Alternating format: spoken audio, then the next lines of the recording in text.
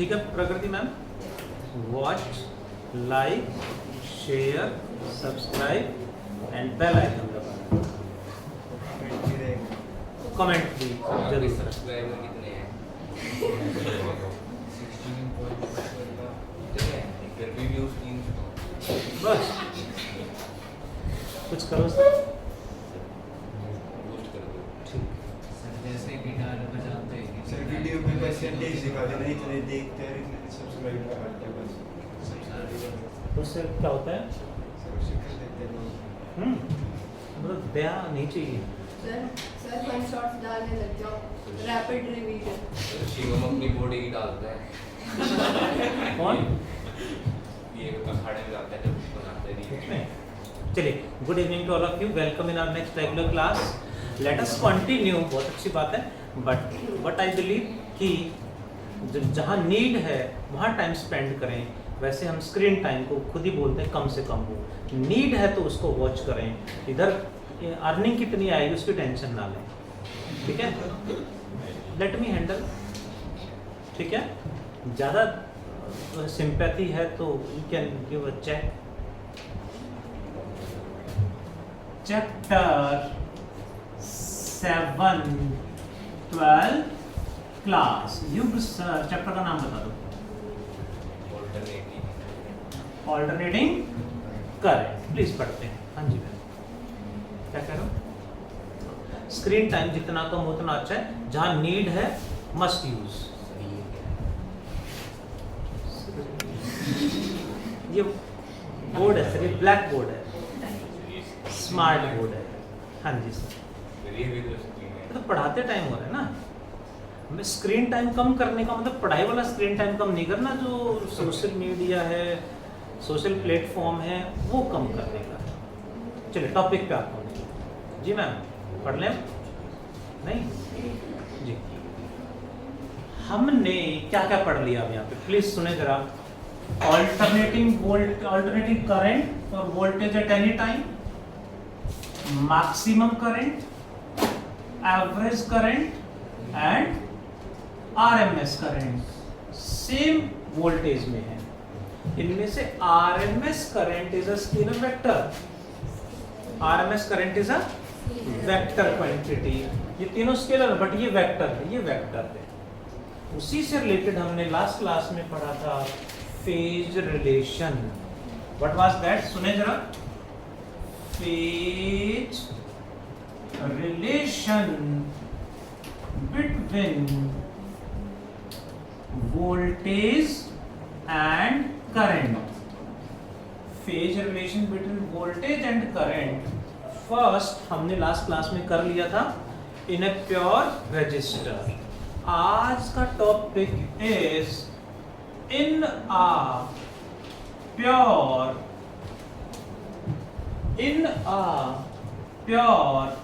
Capacitor. Current arrive derivation है, ये derivation board exam में आ चुका है। So let us do well.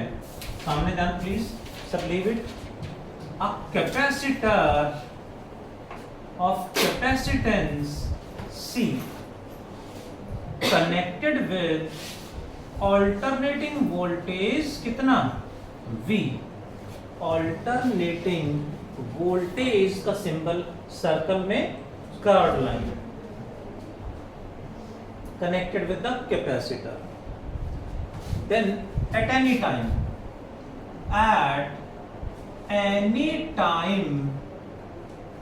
Voltage कितना होगा जो प्रोवाइड कराया है, that is V naught sin omega t। t time पे वोल्टेज कितना है? V naught sin omega t। Voltage का फेज यानी एंगल कितना है? ओमेगा टी है। इसी टाइम पे यहां जो करंट फ्लो करेगा उस करंट का फेज बताना है। टी टाइम पे वोल्टेज का phase omega T, same time पे करंट का फेज कितना होगा हमें डराइव करना है, कैलकुलेट करना है। करंट डराइव सर मतलब एंगल करंट जी निकालने के कैसे? जितना वोल्टेज प्रोवाइड करा वो सारा का सारा यहाँ आ जाएगा। वाई? कोई और डिवाइस सर्किट में है ही नहीं, एक ही डिवाइस सर्किट में है तो सारा वोल्टेज यहीं आएगा, कोई और डिवाइस सर्किट में नहीं है। So voltage across capacitor must be equal to what? Applied voltage. Voltage across capacitor का फॉर्मूला याद है? कैपेसिटर में वोल्टेज क्या होता है? Q by C upon Q by C equal to applied voltage कितना? V not sine omega t। तो Yash ji Q equal to क्या लिख दूं? C into V not sine omega t. Charge आ गया हमारे पास। चार्ज से करंट कैसे निकालोगे? Q by T, Q by T, but Q time dependent है, सो क्या करेंगे? dQ by dt। dQ by dt क्यों करा? क्योंकि चार्ज टाइम डिपेंडेंट फंक्शन है, वेरिएबल है, सो क्या करेंगे? Differentiating with respect to time, what we get? dq by dt equals to c v not as it is. Sine का differentiation आना cos, देख लो, cos ओमेगा टी मल्टीप्लाई में omega, t का कोफिशिएंट मल्टीप्लाई में आएगा, चेन रूल बोलते हैं इसको। That is dq by dt हमारे पास आ गया है। इसकी वैल्यू पुट करेंगे फर्दर, ध्यान दें। dq by dt क्या बन गया? I equal to v not by v not into omega c cos omega t, omega multiply में आ, which can be further written as v not by omega c को divide में 1 bye omega c लिख सकते हैं, cos omega t। Question number 2, question है 1 bye omega c की unit बता दो। व्हाट इज द यूनिट और dimension of 1 bye omega c? 1 bye omega c की यूनिट क्या होनी चाहिए?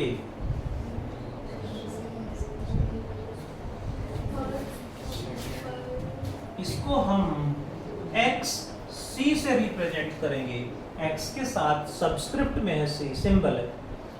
यूनिट क्या बताइए? Don't know. ध्यान से देखेंगे तो 1 bye omega c equal to X C has unit of resistance. इसकी यूनिट निकालेंगे तो रेजिस्टेंस आएगी, वो कैसे जी? 1 बाय ओमेगा c है, 1 बाय ओमेगा होता है रेडियन पर सेकंड, और c क्या होगा? Q बाई वी। Q बाई वी ऊपर चला गया, v यानी वोल्ट अपॉन चार्ज पर सेकंड क्या होता है? करंट। एंड रेडियन तो फंडामेंटल नहीं, सप्लीमेंट्री यूनिट है। वोल्ट पर एम्पियर क्या होता है? वोल्ट पर एम्पियर करंट क्या आएगा? Ohm, v by I. इस तरह से हम चेक कर सकते हैं, हमें पता होना चाहिए। यहाँ से डायरेक्टली भी समझ सकते थे, ये करंट है, इधर देखें तो कोस यूनिट लेस होता है, डायमेंशन लेस होता है, ये तो नंबर आएगा ना, cos 30 √3/2, तो नंबर है ये। तो इसका मतलब इधर करंट है तो ये भी करंट ही होना चाहिए। करंट क्या होगा? V by R. ये V है, इसका मतलब ये R होना चाहिए, इसकी यूनिट क्या आनी चाहिए? ओम आनी चाहिए। सो 1 बाय ओमेगा c को x c से रिप्रेजेंट करेंगे, it has unit of resistance. इसका यानी ओम आ गई इसकी यूनिट। इसका मतलब यहाँ रेजिस्टेंस हमने लगाया नहीं था, फिर कहाँ से आ गया रेजिस्टेंस? इट मीन्स फ्रीक्वेंसी की वजह से यहाँ एक नया रेजिस्टेंस प्रोड्यूस हो गया है, रिप्रेजेंटेड बाय XC। इसको नाम देंगे, इसको नाम हम देंगे capacitive. It is named capacitive reactance. Capacitive reactance का मतलब है रेजिस्टेंस ऑफर्ड बाय कैपेसिटर।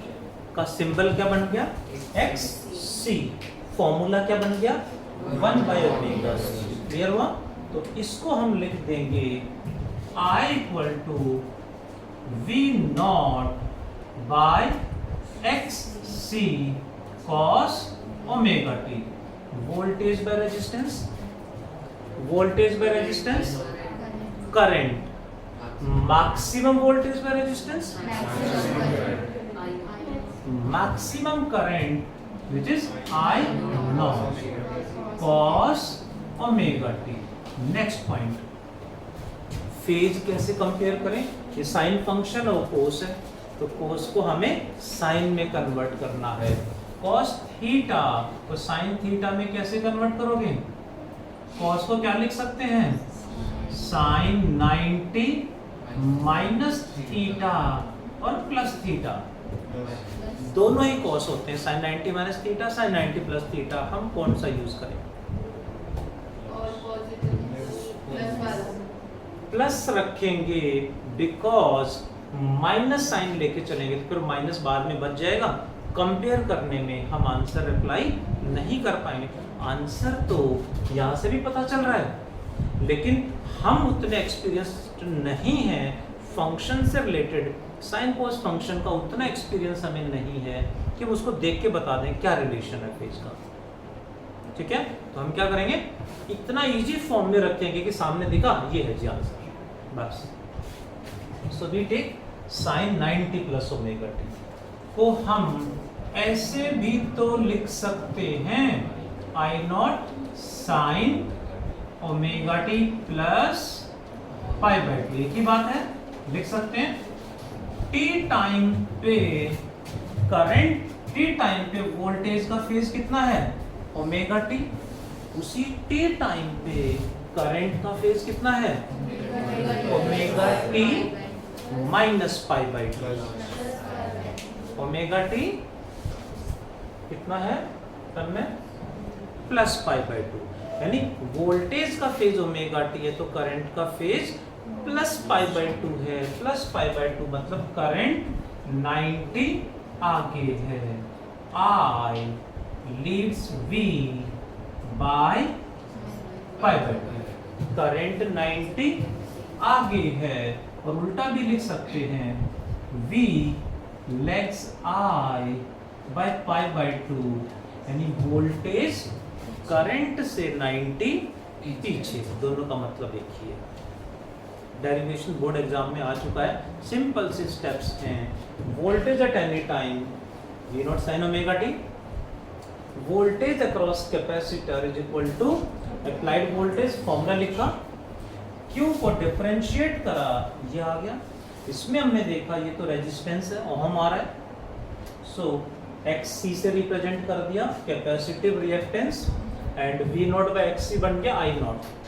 कोस को साइन में कन्वर्ट कर क्यों करा? ताकि यार साइन, ये भी साइन, तो इजीली बता पा रहे हैं वो ωt, ये ωt प्लस π/2, यानी 90 का डिफरेंस है, और 90 कौन आगे है? करंट आगे। फेजर डायग्राम ड्रॉ करें तो हमेशा एंगल x एक्सिस से देखना होता है। वोल्टेज का फेज यानी एंगल कितना है? ωt, यानी इधर आ गया, कितना एंगल आ गया? ωt। करंट का फेज कितना है? ωt प्लस π/2, यानी इससे भी 90 आगे है, ये आ जाएगा करंट। वोल्टेज इधर है तो करंट उससे 90 आगे होगा, यानी इधर आ जाएगा। आगे इधर होता हमेशा और पीछे हो तो उल्टा चलते हैं, ठीक है, ऐसे प्लस और ऐसे minus, that is the relation. यहाँ से डेरिवेशन आ चुका है। वन मोर, बोर्ड एग्जाम में क्वेश्चन आया है, क्या क्वेश्चन आया देखें जरा, draw the graph between capacitive reactance XC with frequency. Frequency के साथ कैसा ग्राफ आएगा, क्या फॉर्मूला है XC का, 1/ωc है। ओमेगा का फॉर्मूला फ्रीक्वेंसी की टर्म्स में pi nu C, 2 pi constant, C constant, constant को हटा दें तो ये क्या लिखें, इनवर्सली प्रोपोर्शनल टू फ्रीक्वेंसी। इनवर्स में ग्राफ स्ट्रेट लाइन नहीं होता, स्ट्रेट लाइन इनवर्स में नहीं होता, कैसा ग्राफ आएगा, कर्व ग्राफ आएगा। क्या नाम देंगे इसको, कैसा ग्राफ है, circle, ellipse, parabola, hyperbola, what is this, hyperbola. Hyperbola होता है इनवर्स में। सर फिर वो इंफिनिटी पे मैच करेगा। हाँ जी, पैरेलल करके छोड़ देंगे, इन्फिनिटी पे मैच करेगा, मीट करेगा। ये क्वेश्चन बोर्ड एग्जाम में आ चुका है, ये डेरिवेशन बोर्ड एग्जाम में आ चुका है। सही है, इतनी है। हाँ जी, दैट इज द रिजल्ट, ठीक है जी। डू फास्ट एवरीवन, फिर इस पे बेस्ड न्यूमेरिकल्स करेंगे।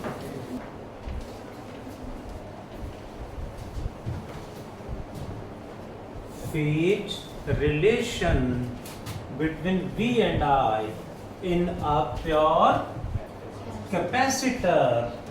The next is in a pure inductor. Third one is in a pure inductor. Inductor यानी solenoid of inductance capital L. Solenoid, एक इंडक्टर को हम AC से कनेक्ट करेंगे तो कितना फेज रिलेशन होगा, इंडक्टर यानी solenoid of inductance capital L connected with alternating voltage V। Clearly जितना भी वोल्टेज प्रोवाइड करेंगे सारा का सारा इंडक्टर के क्रॉस आएगा। वाई, क्योंकि एक ही डिवाइस है, कोई दूसरा डिवाइस नहीं है। सो देखें जरा, eight any time t, eight any time t voltage कितना है, V0 sin ओमेगा t। इसी t टाइम पे वोल्टेज का phase omega T, same time पे इसमें जो करंट फ्लो करेगा उस करंट का फेज निकालना है, कितना होगा, क्लियरली वोल्टेज अक्रॉस व्हाट, क्या करना हो, रेजिस्टर या capacitor, voltage across inductor must be equal to applied voltage. Inductor में वोल्टेज कितना होता है, -L di/dt, बट हम जो प्रोवाइड कराएंगे वो +L di/dt हो जाएगा, इक्वल टू अप्लाइड वोल्टेज कितना है यश,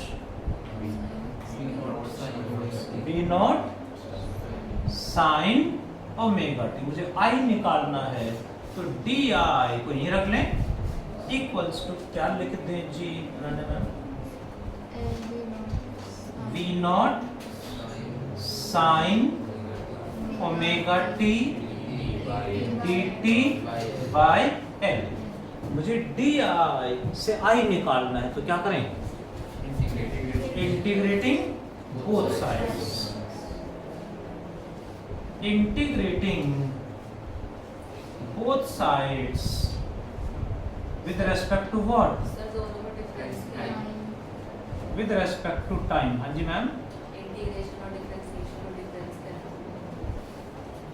you asking differentiation and integration में डिफरेंस क्या है? Do you have maths? क्या नीड है? Why thinking a lot? जरूरत ही नहीं है ना। डिफरेंशिएशन का मतलब है छोटे छोटे पार्ट में डिवाइड करना। इंटीग्रेशन का मतलब है उन छोटे छोटे पार्ट्स को ऐड करना। कहीं भी वेरिएबल आ गया तो डायरेक्ट सॉल्व नहीं होगा, डिफरेंशिएट करके या इंटीग्रेट करके हमें सॉल्व करना पड़ेगा। इंटीग्रेशन में दोनों साइड होता है। डिफरेंशिएशन भी दोनों साइड दोनों होता है। साइड होता है। ठीक है, फॉर्मूला कहीं भी डिवाइड में है, डिफरेंशिएट मल्टीप्लाई में तो इंटीग्रेट कर देते हैं।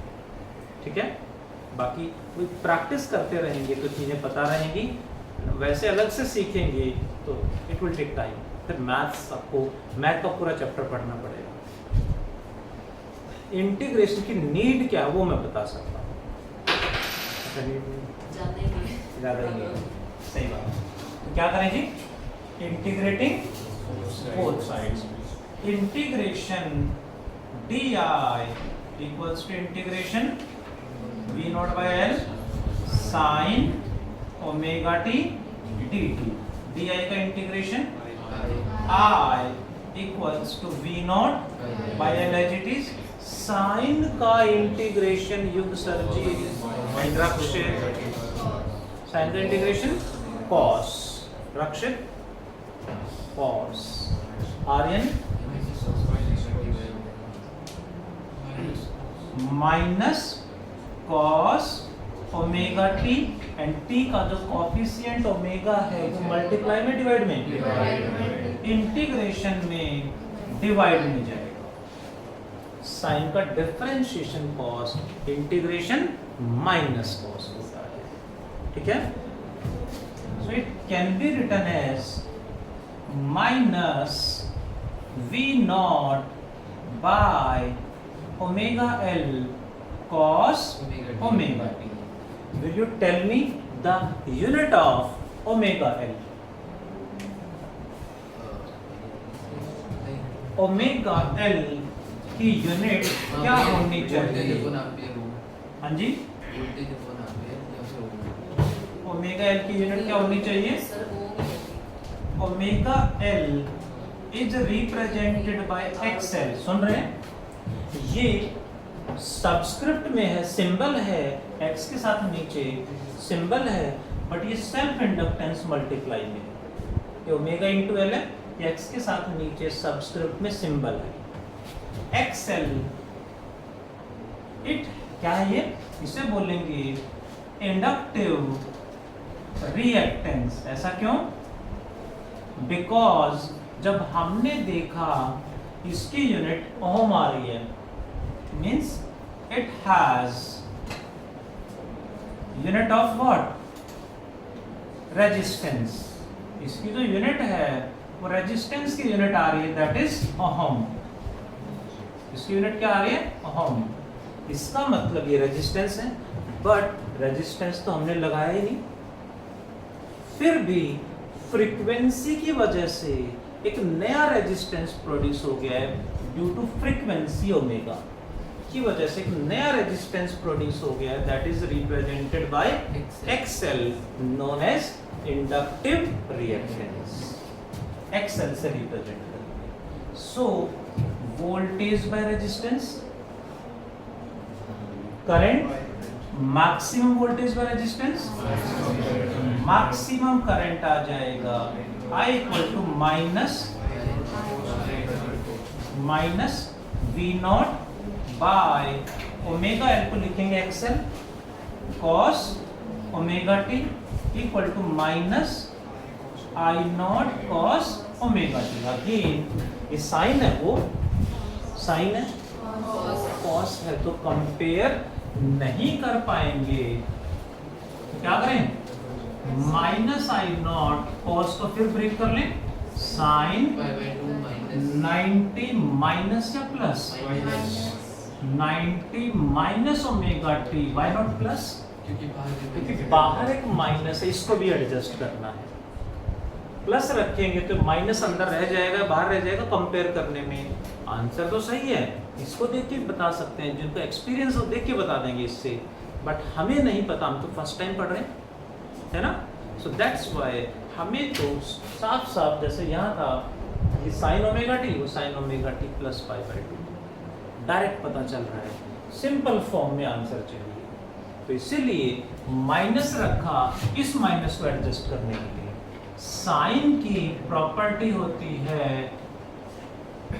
क्या प्रॉपर्टी होती है सरदा? हाँ, माइनस साइन की प्रकृति। साइन में माइनस बाहर हो तो अंदर चला जाता है, अंदर हो तो बाहर आ जाता है, यानी minus sine theta can be written as sine minus theta. हाँ जी मैम, ओके मैम, ठीक है। तो साइन में क्या होगा, माइनस बाहर है तो अंदर चला जाएगा, ठीक है। आपसे भी नहीं पूछना मैथ? नहीं, कौन सी प्रॉपर्टी, कौन से चैप्टर में math? Minus sine theta is sine minus theta, trigonometry. अच्छा हाँ, ये तो पढ़ रखी है। अच्छा, नहीं, आ गई ओके जी। तो ये माइनस जो है, ये माइनस अंदर लेके जाएंगे तो ये माइनस का हो जाएगा और ये प्लस का हो जाएगा। हाँ मैं हम बोलेगा, पता ही नहीं क्या है। I not sine omega t minus pi by 2, कौन सी प्रॉपर्टी लगा दी? Minus sine theta is equal to sine minus theta. अब यहाँ हम देखें तो क्लियरली हमें साफ साफ दिखाई दे रहा है, ये करंट और ये वोल्टेज है। वोल्टेज का फेज ओमेगा टी, करंट का phase omega t minus pi by 2। का मतलब क्या हुआ? करंट 90 पीछे है, I lags V by pi by 2। और क्या लिख सकते हैं? V leads I by pi by 2। Current 90 पीछे है या वोल्टेज 90 आगे है। इसका फेजर डायग्राम ड्रॉ करेंगे तो वोल्टेज का फेज कितना रखा शर्मा मैम? Omega T. तो करंट का फेज क्या आएगा प्रकृति? परपेंडिकुलर आएगा 90। यहाँ से देखेंगे तो ओमेगा टी माइनस मतलब आगे चले उल्टा, omega T plus pi by 2 minus pi by 2, यानी यहाँ से माइनस का मतलब यहाँ से ऑपोजिट चलेंगे, यानी इधर आ जाएगा करंट 90 पीछे आ जाएगा। 3 रिजल्ट हैं। एक रिजल्ट लास्ट क्लास में पढ़ा था, प्योर रेजिस्टेंस में दोनों सेम फेज में होते हैं, रेजिस्टेंस में दोनों सेम फेज में है, कैपेसिटर में करंट 90 आगे है एंड इंडक्टर में करंट 90 पीछे है। ये तीनों रिजल्ट आपको याद हैं। रिमेनिंग चैप्टर आपको समझ में आ गया, chapter 7 alternating current, remaining chapter आपको समझ में आ गया। ये तीनों रिजल्ट आपको याद है, ठीक है। वो समझने ही पड़ेंगे। कुछ बच्चे हाथ पे लिख के ले जाते हैं, ऐसे ना करें please, do fast please.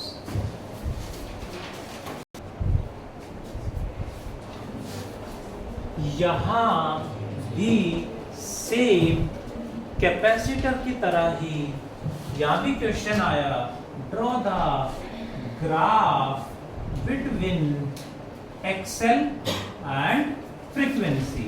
Excel का फॉर्मूला बताओ ji Aryan. Omega L. Omega का फॉर्मूला बताओ जी 2 पाई न्यू एल। तो XL directly proportional to frequency, directly है तो इसमें ग्राफ स्ट्रेट लाइन आएगा, या स्ट्रेट लाइन आएगा like this, XL proportional to frequency. This is what is XL for DC? सुन रहे हो? एडिशनल पॉइंट है। ये क्या पढ़ रहे हैं हम? Alternating current AC। लेकिन कहीं बैटरी हो, DC हो तो क्या होगा? DC की फ्रीक्वेंसी कितनी थी? डीसी में बैटरी में फ्रीक्वेंसी नहीं होती तो एक्सएल कितना हो जाएगा? मतलब क्या हुआ, क्या कंक्लूजन निकला? देखें जरा, यदि यहाँ बैटरी लगा रखी होगी तो जो ये एक नया रेजिस्टेंस जो प्रोड्यूस हुआ है एक्सएल जो प्रोड्यूस हुआ है, ये एक्सएल जो प्रोड्यूस हुआ है फ्रीक्वेंसी वाला, ये नहीं मिलेगा वहां पे। एसी में है XL equal to omega L, जबकि डीसी में ये रेजिस्टेंस नहीं होगा, नहीं होता। उसी तरह से कैपेसिटर में डीसी में कितना रेजिस्टेंस होगा? डीसी की फ्रीक्वेंसी क्या है? 0, तो एक्स सी क्या होगा? 1 बाय ओमेगा सी, ओमेगा 0 1 बाय 0 क्या होता है? Not define, infinity, not define. इसका मतलब है यहाँ कैपेसिटर में बैटरी लगा देंगे तो इनफाइनाइट रेजिस्टेंस ऑफर करेगा, यानी बैटरी लगी होगी तो करंट फ्लो नहीं करेगा। एसी लगा हुआ है तो यहाँ करंट फ्लो कर जाएगा। This is about phase relation in a pure, क्या ये कैपेसिटर एंड ये प्योर इंडक्टर है। दोनों डेरिवेशन इंपॉर्टेंट है, इन पे अक्सर क्वेश्चन एग्जाम में पूछा जाता है। जो टॉपिक्स हैं हमारे एग्जाम्स में जो आ सकते हैं, जैसे क्वेश्चन देखें जरा, क्वेश्चन नंबर 14 सामने ना please. At what frequency, means क्या निकालना है? Frequency. At what frequency will a 0.5 henry, क्या दे रखा है? Self inductance. Will a 0.5 henry inductor have a reactance of, inductor में रिएक्टेंस क्या होगा? एक्सएल ऑफ कितना ओम? 1000 ओम। यानी कितनी फ्रीक्वेंसी पे इंडक्टिव रिएक्टेंस 1000 ओम हो जाए? एक्सएल का फॉर्मूला ओमेगा एल, ओमेगा का फॉर्मूला 2 न्यू एल, न्यू निकालना है तो क्या बनेगा? 1000 अपॉन 2 पाई एल। आंसर किस में आएगा? हर्ट्ज में आएगा। इस तरह से फॉर्मूला बेस्ड न्यूमेरिकल समीकरण सुन रहे हैं। What is voltage across resistance? Resistor में वोल्टेज क्या होता है? I R. कैपेसिटर में क्यू बाई सी। बट यहाँ एसी में एक और फॉर्मूला आ गया, I X C, I into R. Capacitor में रेजिस्टेंस क्या होगा? X C. And voltage across inductor I सरदा एक्सएल आ जाएगा। एक्सएल की वैल्यू यू नो ओमेगा है। इस तरह से फॉर्मूला बेस्ड न्यूमेरिकल्स हमें मिलेंगे जो हमें अटेम्प्ट करने हैं। Do it fast. Your HW is, last class में कहा था 11 तक था ना, तो now you will do 12 to 19, 12 to 19 numericals must attempt. Thank you all of you. Take care. Bye.